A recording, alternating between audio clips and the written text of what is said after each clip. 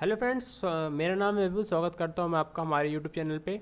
और इस वीडियो में हम बात करने वाले हैं विंड एनर्जी के बारे में।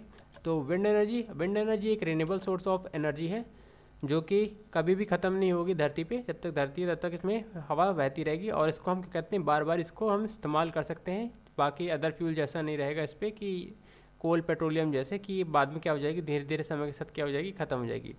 वीडियो में शुरू करने से पहले मैं आपको बता दूं कि इस वीडियो में आपको बहुत सारी ऐसी जानकारी मैं देने वाला हूं जो कि आपको आज से पहले कभी भी पता नहीं होगी। तो वीडियो को ज़रूर एंड तक ज़रूर देखें और वीडियो पसंद आए तो वीडियो को लाइक करें।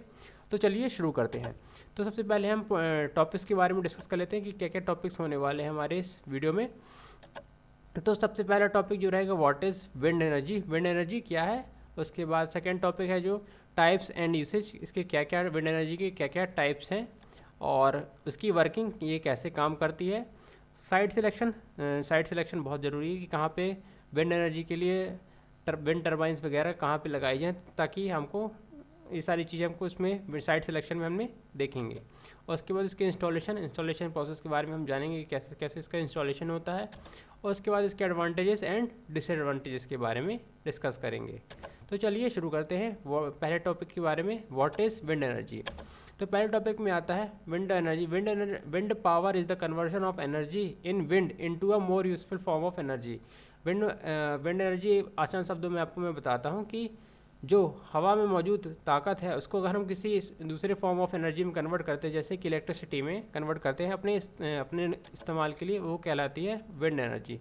Wind energy produced electricity by converting kinetic energy of air in motion into electricity modern turbines. तो इसमें मैं आपको बता देता हूँ कि जो हवा में मौजूद काइनेटिक एनर्जी होती है, जो भी पार्टिकल्स मोशन में होते हैं उनको उसमें काइनेटिक एनर्जी होती है। तो काइनेटिक एनर्जी को क्या करती है, इलेक्ट्रिकल एनर्जी में कन्वर्ट करता है, क्या विंड टर्बाइन कन्वर्ट करता है।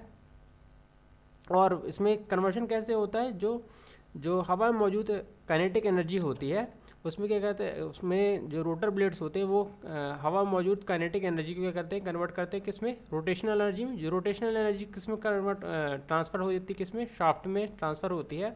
Transferring this rotational energy is transferred by a shaft into the generator. मतलब ये जो टरबाइन जो गोल गोल घूम रही हैं, तो उसमें क्या होती है, ये टरबाइन से जो एनर्जी प्रोड्यूस होती है, वो रोटेशनल एनर्जी प्रोड्यूस वो किस में जाती है, जनरेटर में जाती है। और जनरेटर में जाने के बाद उसको क्या करता है, वो जनरेटर उसको इलेक्ट्रिकल एनर्जी में कन्वर्ट कर देता है।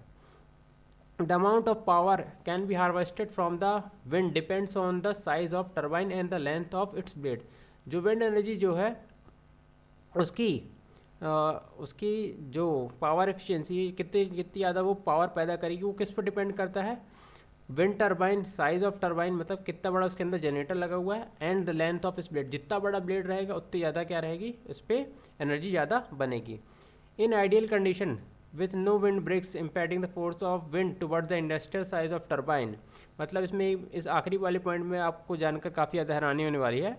इसमें बताया गया है कि ये एक बहुत बड़ा इंडस्ट्रियल लेवल का एक टरबाइन होता है, अगर उस वो 48,700 पैनल्स के बराबर पे 48,700 पैनल के बराबर क्या करता है, इलेक्ट्रिसिटी प्रोड्यूस करता है। सिंगल टरबाइन, विंड टरबाइन जितना बड़े आपने यहाँ पे इस वीडियो की स्क्रीन पे देख रहे हैं, यहाँ पे एक सिंगल टरबाइन 48,000 सोलर पैनल की जितनी क्या कर सकता है, इलेक्ट्रिसिटी प्रोड्यूस कर सकता है। और उसमें जो हवा लगने वाली है, जगह लगने वाली है, वो काफ़ी ज़्यादा क्या होने वाली है, कम होने वाली है इन कंपेरिजन। उसके बाद हम डिस्कस करते हैं टाइप्स एंड यूसेज के बारे में, क्या क्या विंड एनर्जी को हार्वेस्ट करने के लिए क्या क्या टाइप्स होते हैं। तो there are basically 2 types of wind turbine. ज़्यादातर क्या होती है, 2 ही टाइप्स की विंड टरबाइंस होती हैं। उसमें होती है सबसे पहली vertical axis wind turbine. Vertical axis मतलब जिसका एक्सिस सीधा रहे और यहाँ पे क्या है, रोटेशन किस फॉर्म में करे, इस प्रकार से क्या करे, रोटेशन करे। यहाँ पे ये इस प्रकार से इस पर क्या करे, रोटेशन करे। ये इस प्रकार से अगर ये रोटेशन कर रहा है तो ये क्या है, वर्टिकल एक्सिस क्या है, वर्टिकल एक्सिस का टरबाइन है। उसके बाद एक होता है हॉरिजॉन्टल एक्सिस, जिसको अभी हमने देखा, उस पर क्या होती है, इस पर एक्सल ऐसा रहता है, उसके बाद रोटेशन इस प्रकार से होता है। और इस पर क्या रहता है, जो एक्सल रहता है वो ये सीधा रहता है और रोटेशन इस प्रकार से होता है। अभी आप 3D में इसको ज़्यादा अच्छे से 2D में इसको आप ज़्यादा अच्छे से समझ नहीं पाएंगे, लेकिन आप समझ गए होंगे मैं क्या कहना चाह रहा हूँ। तो उसके बाद जो विंड इसके टाइप्स में और मैं बता देता हूँ इसके यूसेज। अभी मैंने आपको 2 टाइप्स इसके बता दी, इसके बाद मैं इसके यूसेज बता देता हूँ। विंड टर्बाइन, सबसे पहले आप इसके यहाँ पर देख पा रहे हैं ये विंड टर्बाइन क्या है। विंड टर्बाइंस यहाँ पे लगी हुई हैं, यहाँ पे विंड टर्बाइंस लगी हुई हैं। तो इसका क्या कहते हैं, इसका इस्तेमाल हम किस लिए यूज़ करते हैं, इलेक्ट्रिसिटी के लिए।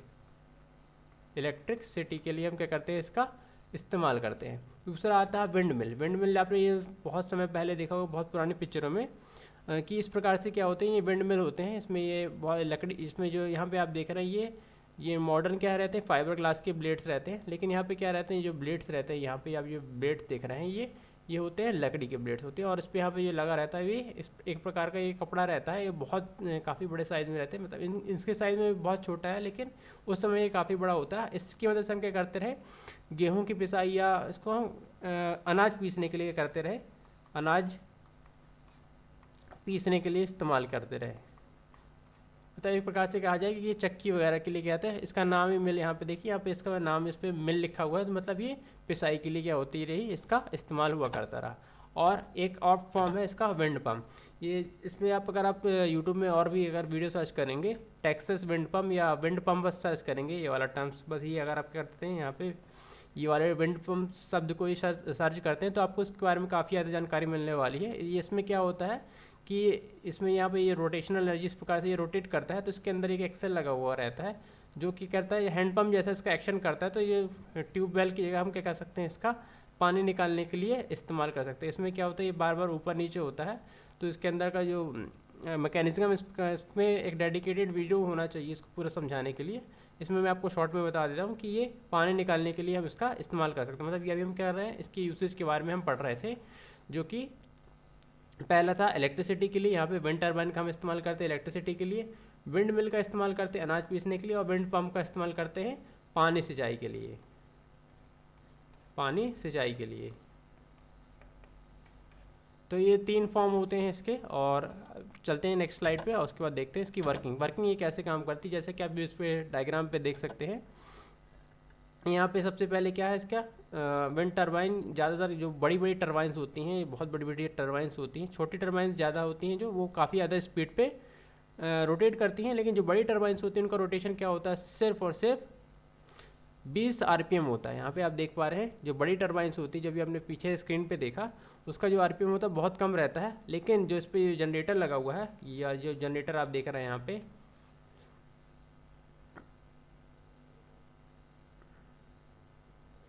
पे, आप इसका क्या देख रहे हैं, ये जनरेटर देख रहे हैं, ये वाला जनरेटर।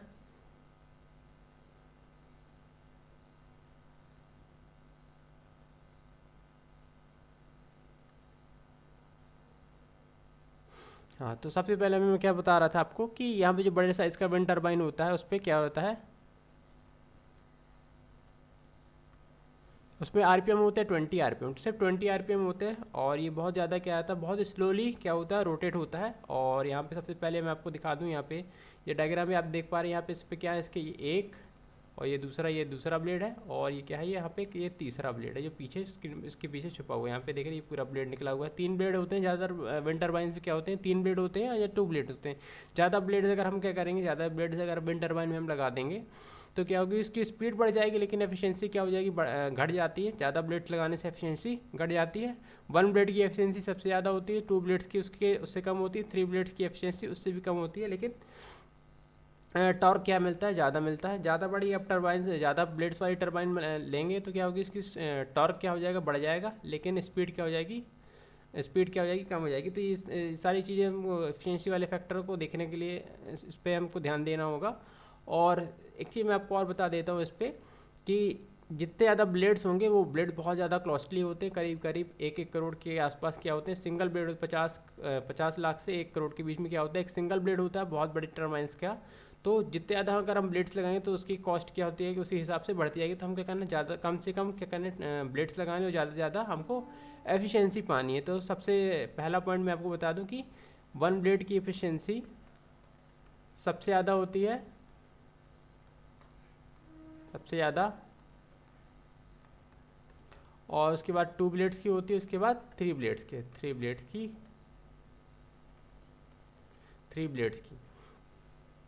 तो यहाँ पे इसके बाद क्या होता है, ये क्या होता है, ये रोटेट होता है इस प्रकार से ये रोटेट होगा। इस प्रकार से जब रोटेट होगा तो क्या होगा, ये क्या करेगा, इसके बाद ये शाफ्ट को करेगा, रोटेट करेगा। ये शाफ्ट क्या करेगा, इसमें क्या रहता है कि बड़ा गियर रहता है, इसमें ये बड़ा गियर रहता है। बड़ा गियर से इसके बाद क्या करते हैं, इसके छोटे गियर को इसको यहाँ पे रोटेट किया जाता है। तो ये बड़े गियर से जो यहाँ पे अभी आरपीएम हमको कितने मिल रहे थे, 20 आरपीएम मिल रहे थे, वो किस में कन्वर्ट हो जाते हैं, 1200 से 1800 आरपीएम में कन्वर्ट हो जाते हैं। तो ये गियर का रेशियो इस हिसाब से रहता है कि ये 20 बार घूमेगा, तो यहाँ पे जो जनरेटर का जो शाफ्ट है वो कितनी बार घूमेगा, 1200 से 1800 बार क्या होता है, रोटेट होता है। और उसके बाद में इसमें क्या रहता है, अगर ये ज़्यादा तेज़ अगर हवा होती है तो उसके बाद उस पर हम क्या लगाते हैं, ब्रेक्स का सिस्टम भी लगा रहता है, हाइड्रोलिक, इसमें डिस्क ब्रेक रहते हैं, जिससे कि अगर हवा ज़्यादा तेज़ बह रही है तो हम क्या करें, ब्रेक अप्लाई करके इसकी स्पीड स्लो कर सके। अगर ज़्यादा तेज़ स्पीड रहेगी तो बहुत तेज़ी से ये ब्लेड स्पिन होंगे, और बहुत तेज़ी से जब ब्लेड स्पिन होंगे तो ये क्या होंगे, इसके टावर पे टकरा के, या इसके ब्लेड क्या होते हैं, ऑटोमेटिक टूट भी जाते हैं, क्योंकि ज़्यादा हाई स्पीड विंड के लिए ये नहीं बने होते। इसलिए इसको क्या करा जाता है, ब्रेक लगाया जाता है, और इसकी पिच भी कंट्रोल की जाती है। पिच मतलब इसका एंगल कंट्रोल किया जाता है कि कितने एंगल पे क्या रहे इसका, कितने एंगल पे क्या रहे, इस पर टकराए, ताकि इस पर हमको विंड टर्बाइन में ज़्यादा से ज़्यादा हमको एफिशिएंसी मिल सके। और इसके बाद उसको विंड डायरेक्शन में घुमाने के लिए, विंड की डायरेक्शन में घुमाने के लिए यहाँ पे मोटर लगी रहती है। यहाँ पे यौ मोटर इसको बोला जाता है। यहाँ पे आप देख रहे हैं ये यौ मोटर लगा हुआ है। इसकी वजह से क्या होता है, इसका पूरे विंड टर्बाइन का क्या होता है, डायरेक्शन भी चेंज किया जाता है। अगर हवा ईस्ट साइड से बह रही तो हमको क्या करेंगे, इसको ईस्ट डायरेक्शन में कर देंगे। अगर हवा वेस्ट डायरेक्शन में, साउथ डायरेक्शन से बह रही है तो हम उसके बाद साउथ डायरेक्शन में क्या कर सकते हैं, टर्न कर सकते हैं विद द हेल्प ऑफ यौ मोटर। तो इसका बेसिकली कंस्ट्रक्शन रहता है। और इसके पीछे ये एनोमीटर लगा, तो इसको हवा मापक यंत्र भी बोलते हैं। इससे हमको क्या पता चलता है, हवा की विंड स्पीड पता चलती है। और इसके बाद यह विंड वेन है। तो ये सारी चीज़ पे लगी रहती है। बहुत सारा कॉम्प्लिकेटेड सिस्टम रहता है बड़ी टर्बाइंस में, छोटी टर्बाइंस में बहुत सिंपल डिज़ाइन रहता है। तो बड़ी टर्बाइंस में, ये विंड टर्बाइंस में जो बहुत बड़ी बड़ी टर्बाइंस होती हैं, उनकी जो कॉस्ट रहती है वो करीब 8 से 10 करोड़ के बीच में सिंगल टर्बाइंस का क्या रहता है, कॉस्ट रहता है। ये इतनी ज़्यादा कॉस्टली होती हैं इन कंपैरिजन टू नॉर्मल छोटी टर्बाइंस जो रहती है हमारी, जो होम घर वगैरह के लिए इस्तेमाल होती है, वो कितने 20,000 से 1 लाख से 2 लाख के आसपास क्या हो जाती है, आ जाती है। तो वहीं पे बड़ी वाली टर्बाइंस जो होती हैं वो बहुत ज़्यादा कॉस्टली होती है। और इससे जो क्या रहता है, ये विंड टर्बाइन का जो जनरेटर है, इसमें क्या होता है, डीसी करंट पैदा नहीं होता, इसमें करंट प्रोड्यूस होता है, एसी करंट प्रोड्यूस होता है। उसके बाद इसको क्या करा जाता है, यहाँ पे देख रहे हैं, यहाँ पे आप देख रहे हैं, इस पर जो विंड टर्बाइंस होती है वो क्या करती हैं, एसी करंट प्रोड्यूस करती हैं। और उसके बाद इसको किस में कन्वर्ट करा जाता है, डीसी करंट में कन्वर्ट किया जाता है with the help of rectifier. या फिर इसको डायरेक्टली क्या कर सकते हैं, ग्रिड में भेज सकते हैं। अगर सिंगल फेज़ बनाना है तो हमको उसमें सिंगल फेज़ बनाना है तो उसको हम क्या कर सकते हैं, कन्वर्ट करके डीसी में कन्वर्ट कर सकते हैं। और से जो मोटर है ये 3 फेज़ का होता है, एसी जनरेटर होता है। ये 3 फेज़ एसी जनरेटर होता है। तो इसके बाद हम करते हैं, नेक्स्ट स्लाइड पे बढ़ते हैं।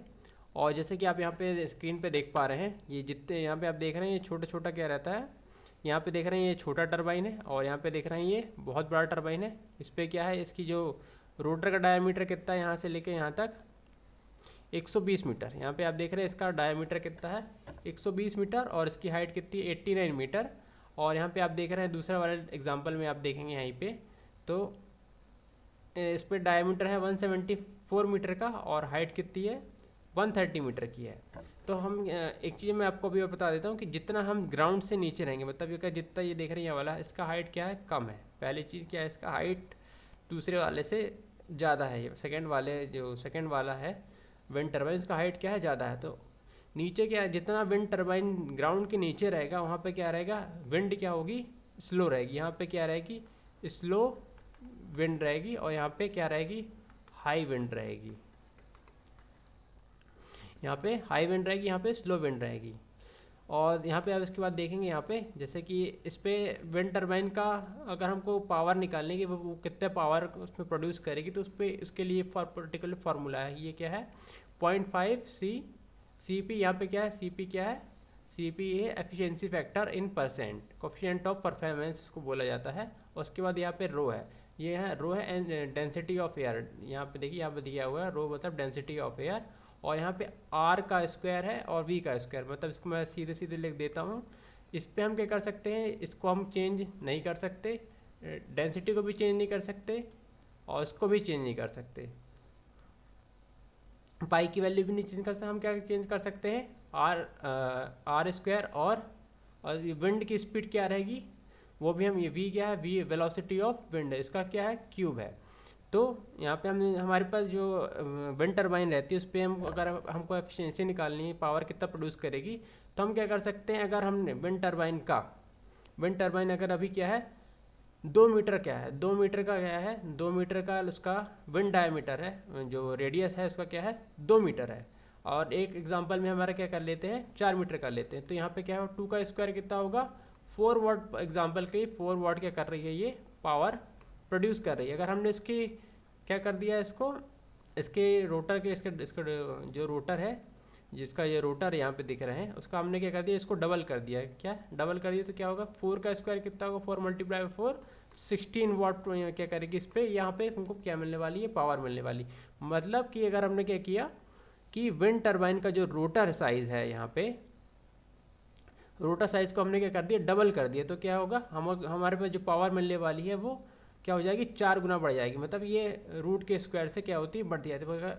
हम क्या करेंगे, जितना हम प्रयास करेंगे कि हमको क्या मिले, ज़्यादा से ज़्यादा बड़ा एरिया हमको मिले। यहाँ पे देख रहे हैं, यहाँ पे जो इसका एरिया है, इस वाले एग्जांपल में आपको दिखाता हूँ, इस वाले का जो एरिया है ये छोटा है, और इस वाले का एरिया क्या है, ये एरिया काफ़ी ज़्यादा बड़ा है। तो जितना ज़्यादा बड़ा एरिया होगा उतना ज़्यादा हमको क्या मिलने वाला है, एनर्जी मिलने वाली है।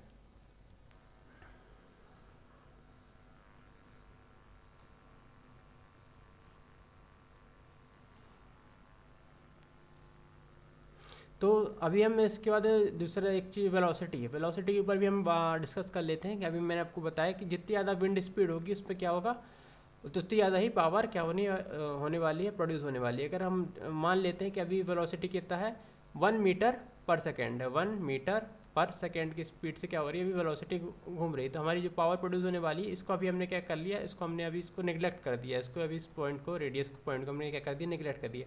अगर हवा अभी क्या कर रही है 1 मीटर पर सेकेंड की स्पीड से घूम रही है, तो हमको कितनी पावर मिलने वाली है, 1 वाट। अगर हमारी विंड क्या हो रही है 2 मीटर पर सेकेंड की स्पीड से अगर फ्लो हो रही है, बह रही है अगर हमारी हवा 2 मीटर पर सेकेंड की स्पीड से, तो 2 का क्यूब कितना होगा, 2 2 ज़ा 4, 4 2 ज़ा 8, तो हमको जो पावर मिलने वाली है वो 8 वाट की हमको क्या मिलने वाली है, यहाँ पे हमको 8 वाट पावर हमको यहाँ मिलने वाली है। अगर हमारी विंड स्पीड कितनी आती है 3 मीटर पर सेकेंड, तो हमारी जो पावर प्रोड्यूस होने वाली है वो 3 3 ज़ा 9 और 9 3 ज़ा 27 वाट।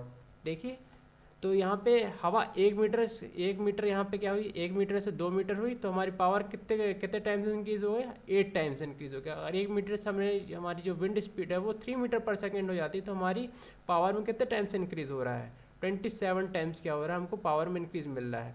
मतलब ये क्यूब है, तो हमारे पास जो विंड टर्बाइन अगर हम लगा रहे हैं, तो हमको सबसे पहले हमको क्या इस बात का ध्यान रखना है कि हमारा रेडियस क्या हो, ज़्यादा से ज़्यादा हो, रेडियस क्या होना चाहिए, बड़ा होना चाहिए, मोर या बड़ा होना चाहिए, रेडियस हमारा क्या होना चाहिए, बड़ा होना चाहिए। और दूसरा क्या हो, ऐसी जगह पे हमको विंड टर्बाइन लगाना है जहाँ पे हवा स्पीड क्या हो, हवा की स्पीड ज़्यादा हो। तो इसके लिए हम क्या करेंगे, अगले जो पॉइंट है उस पर हम आगे चलते हैं, तो उसके बाद हम इसको साइट सिलेक्शन पे हम वहाँ पे डिस्कस कर लेंगे।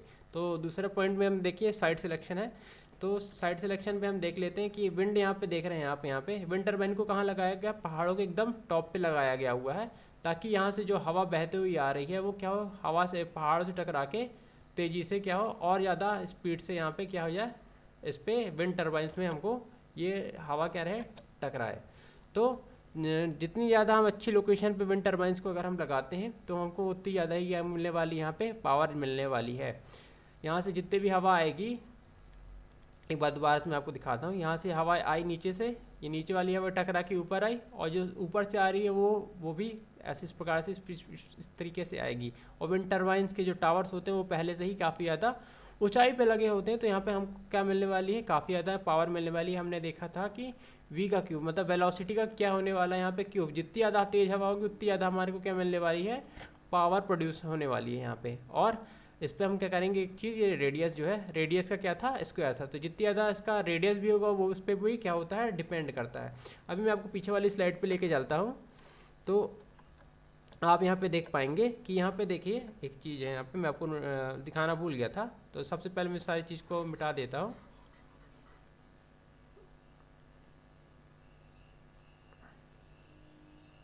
तो यहाँ पे आप एक चीज़ नोटिस करेंगे कि यहाँ पे देखिए डायमीटर कितना है, 120 मीटर। 120 मीटर में हमको कितने वाट पावर मिल रही है, ये अप्रॉक्सीमेट एग्जांपल है, 221 वाट की, 2 वाट पर मीटर स्क्वायर की हमको क्या मिल रही है, यहाँ पे पावर मिल रही है। यहाँ पे इस चीज़ को ध्यान दीजिएगा।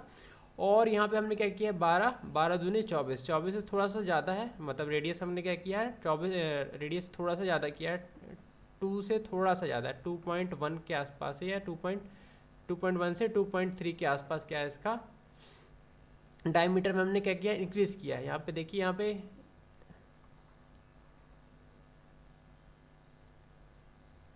तो यहाँ पे हमारी क्या है, रेडियस 150 मीटर थी, लेकिन हमको यहाँ पे पावर कितनी मिलने लगी, 340 वाट के आसपास हमको क्या मिल रही है, यहाँ पे पावर मिल रही है। मतलब पावर इस पर क्या है, रेडियस पे बहुत ज़्यादा इफेक्ट पड़ता है। और इस पर एक चीज़ और नोटिस, एक चीज़ और है, एक होता है ऑन शोर, एक होता है ऑफ शोर। ऑफ शोर मतलब, ऑन शोर मतलब यहाँ पे धरती पे, ज़मीन पे लगने वाली विंड टर्बाइंस, और ये होती है समुद्र पे लगने वाली विंड टर्बाइंस।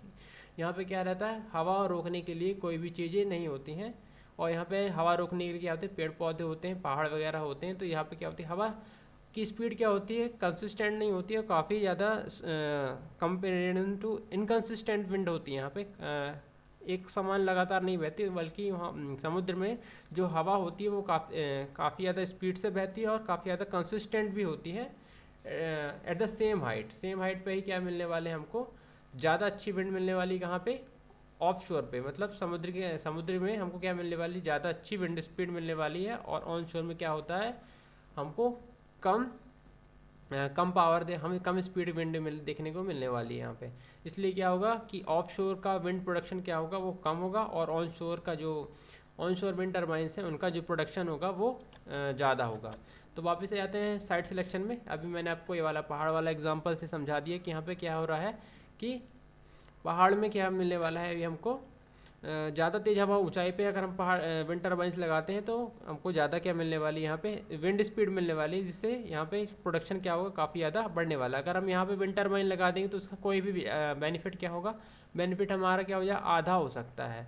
इसलिए हमको विंड टर्बाइन का साइड सिलेक्शन करते हुए क्या होना चाहिए, देखना चाहिए कि विंड यहाँ पे कहीं रुके ना, इसलिए हमने इसको क्या लगाया, सबसे ज़्यादा ऊँची जगह पर लगाया है। और यहाँ पे दूसरे वाले एग्जांपल में देख लेते हैं कि ये विंड टर्बाइन यहाँ पे देखिए कहाँ पे लगा हुआ है, जहाँ पे आसपास कहीं भी पेड़ पौधे नहीं जो कि हवा को रोकें। तो यहाँ पे एकदम खाली मैदान चाहिए, खाली मैदान होना चाहिए जहाँ पे आप विंड टर्बाइंस क्या कर रहे हैं। यहाँ पे पूरा देखिए, यहाँ से पूरा खाली मैदान, दूर दूर तक ऊंचे पेड़ पौधे नहीं हैं जो कि हमारे विंड टर्बाइंस को क्या करें, विंड टर्बाइन में आने वाली हवा को रोके। तो बहुत ज़्यादा क्या होता है, डिपेंड करता है किस पे, लोकेशन पे भी बहुत ज़्यादा डिपेंड करता है। हर जगह विंड टर्बाइंस नहीं लगाई जा सकती, इसलिए आपने भारत में बहुत जगह देखा होगा कि बहुत ज़्यादा हर जगह पे विंड टर्बाइंस नहीं है, कुछ खास स्पेसिफिक लोकेशन पे ही क्या लगाई गई हैं, विंड टर्बाइंस लगाई जाती हैं।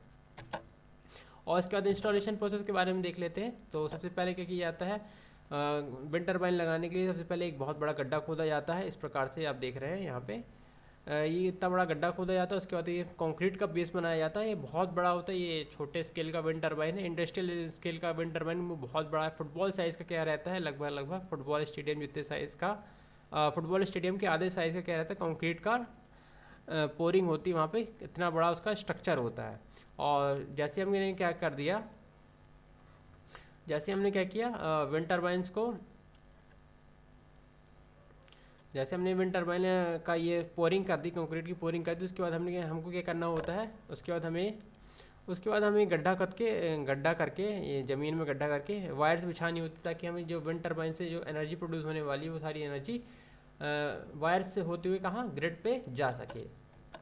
उसको केबल ट्रेंच बोला जाता है। उसके बाद हम क्या करते हैं, टावर सेक्शंस को इंस्टॉल करते हैं। जैसे ये कंक्रीट क्योर हो गया, 20 से 25 दिन के बाद क्योर हो जाता है पूरा। उसके बाद हम क्या करते हैं, इस पर स्टील के टावर्स का इंस्टॉलेशन क्या कहते हैं धीरे धीरे करके स्टार्ट करते हैं। पहले एक ही ऊपर एक करके, इसके बाद क्या होता है, इसका टावर का इंस्टॉलेशन कंप्लीट होता है, installing tower section. Tower section के बाद इसके ऊपर नेकले करके एक ये होता है, मतलब इसमें पूरा क्या रहता है इस प्रकार से, इसके अंदर पूरा ही गियर बॉक्स, जनरेटर वगैरह सारी चीज़ इस पर रहती है। और इस पर ही क्या होता है, उसके बाद हम क्या रोटर ब्लेड्स असेंबल करते हैं। और उसके बाद हम बात कर लेते हैं आखिरी पॉइंट के बारे में, एडवांटेजेस एंड डिसएडवांटेजेस के बारे में। तो विंड टर्बाइन क्या है, क्लीन, सस्टेनेबल एंड एबंडेंट, मतलब बहुत ज़्यादा मात्रा में जो मौजूद है इस प्रकार का एनर्जी सोर्स है, इसको हम काफ़ी ज़्यादा इस्तेमाल करना चाहिए। कॉस्ट इफेक्टिव है, बहुत ज़्यादा कॉस्ट इफेक्टिव, लोएस्ट प्राइस है। और आपको मैं बता दूं जानकारी के लिए कि विंड एनर्जी से जो एनर्जी प्रोड्यूस होती है वो सबसे ज़्यादा चीपेस्ट होती है। सबसे ज़्यादा चीपेस्ट जो इलेक्ट्रिसिटी प्रोड्यूस होती है वर्ल्ड में वो विंड एनर्जी होती है। उसके बाद turbines are the efficient use of land. अभी मैंने आपको सबसे पहले पॉइंट में क्या बताया था, सबसे पहले स्लाइड में मैंने आपको बताया था कि एक विंड टर्बाइन 47,000 के आसपास क्या होता है, पैनल्स की जितनी बिजली बना सकती है। One wind turbine industrial size का विंड टर्बाइन होता है 47,000 में। आप समझ सकते हैं कि कितना ज़्यादा बड़ा एरिया लगने वाला है, करीब 20 से 25 एकड़ का, और या 20 से 25 या 50 एकड़ के आसपास क्या हो सकता है, फार्म लग सकता है, इतना बड़ा फार्म लग सकता है। उसकी जगह सिर्फ आप क्या लगा सकते हैं, एक विंड टर्बाइन लगा सकते हैं, जो कि एक से दो एकड़ में क्या लग जाएगी, 5 एकड़ के अंदर क्या हो जाएगा, आपका पूरा एक विंड टर्बाइन का सेटअप इस्तेमाल हो जाएगा। तो आप समझ सकते हैं कि कितना ज़्यादा एनर्जी में डिफरेंस है और कितना ज़्यादा इस पर लेबर इंटेंसिव भी नहीं है। ये काफ़ी शुरुआत में लगाना के लिए काफ़ी ज़्यादा डिफ़िकल्टी होती है। और इसके एडवांटेज में एक चीज़ और बता दूं कि ये रूरल इकोनॉमी, मतलब ऐसी जगह पे भी विंड टर्बाइंस को लगाया जाता है जहाँ पे ज़्यादा भीड़ भाड़ ना हो। और ये क्या करती है, अभी मैंने आपको एग्जांपल में बताया कि विंड पंप का इस्तेमाल, जैसे विंड पंप या विंड मिल भी रहती हैं, तो उनका इस्तेमाल हम क्या कर सकते हैं, इकोनॉमी को बढ़ाने के लिए और एग्रीकल्चर वगैरह की एक्टिविटीज़ के लिए क्या कर सकते हैं, खेती के लिए भी हम कर सकते हैं, विंड मिल का इस्तेमाल कर सकते हैं। वहीं पर इसके हम डिसएडवांटेजेस के बारे में बात करें, तो डिसएडवांटेज के बारे में अगर मैं बात करूँ तो सबसे पहले क्या है इस पर कि यहाँ पे variable energy source need to work, इसमें कि बहुत सारा क्या काम करने की भी ज़रूरत है। और क्योंकि यहाँ पे विंड क्या होती है, डिस्टर्ब लैंडस्केप व्यू, ये पॉइंट कुछ लोगों को पसंद आएगा या नहीं भी आएगा, लेकिन जो प्राकृतिक खूबसूरती होती है, जैसे आप कोई ऐसी साइड पे है जहाँ पे बहुत सुंदर नज़ारे हैं, तो वहाँ पे क्या हो सकता है, आपका ये लैंडस्केप का जो नज़ारा है वो ख़राब हो सकता है विंड टर्बाइंस के वजह से। टर्बाइंस क्या करती हैं, जो विंड टर्बाइंस होती हैं वो थोड़ी सी नॉइजी होती हैं, काफ़ी ज़्यादा क्या करती हैं, आवाज़ करती है, 50 से 60 डेसिबल के आसपास की क्या करती हैं, आवाज़ प्रोड्यूस करती हैं। इस प्रकार समझ लीजिए कि जिस आपका घर अगर विंड टर्बाइन के बाजू में है, तो समझ लीजिए कि आपके घर के बाजू से लगातार ये क्या हो रही है, कार ट्रैवल करते हुए हमेशा क्या कर रही है, लगातार 24 घंटे क्या कर रही है, ट्रैवल कर रही है। तो इस प्रकार का वो नॉइज़ प्रोड्यूस करेगी। और उसके बाद construction can cause local disturbance. Wind turbines जो बहुत बड़ी बड़ी होती हैं विंड टर्बाइंस, तो उसको लाना और ले जाने के लिए बहुत बड़े बड़े ट्रक्स का इस्तेमाल किया होता है। और इसके ब्लेड्स काफ़ी ज़्यादा बड़े होते हैं, एक फुटबॉल के मैदान जितने बड़े, सिंगल एक ब्लेड हो सकता है इसका, एक सिंगल ब्लेड क्या होता है, फुटबॉल के मैदान जितना लंबा हो सकता है। तो आप समझ सकते हैं इस चीज़ को कि इसको लाने और ले जाने में कितनी ज़्यादा डिस्टर्बेंस होती है। और कंस्ट्रक्शन में भी काफ़ी ज़्यादा दिक्कत होती है, लेकिन एक बार कंस्ट्रक्शन हो गया तो उसके बाद इसका एडवांटेजेस होता है।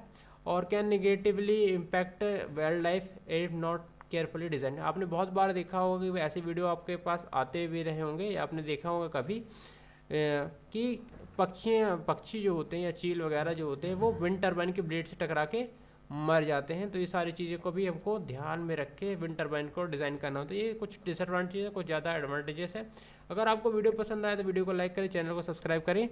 मिलते हैं नेक्स्ट वीडियो में। और आप में से वीडियो लोगों को पसंद आ रहा है तो प्लीज़ हमें बताएं, कमेंट सेक्शन में ज़रूर कमेंट करें। और किस टॉपिक में आप नेक्स्ट वीडियो देखना चाहते हैं, आपके घर के आसपास विंड टर्बाइन है भी या नहीं, तो ये सारी चीज़ अगर आप वीडियो में बताएंगे तो मेरे लिए काफ़ी ज़्यादा बेनिफिशियल होगा। तो मिलते हैं नेक्स्ट वीडियो में, तब तक के लिए गुड बाय, स्टे फिट।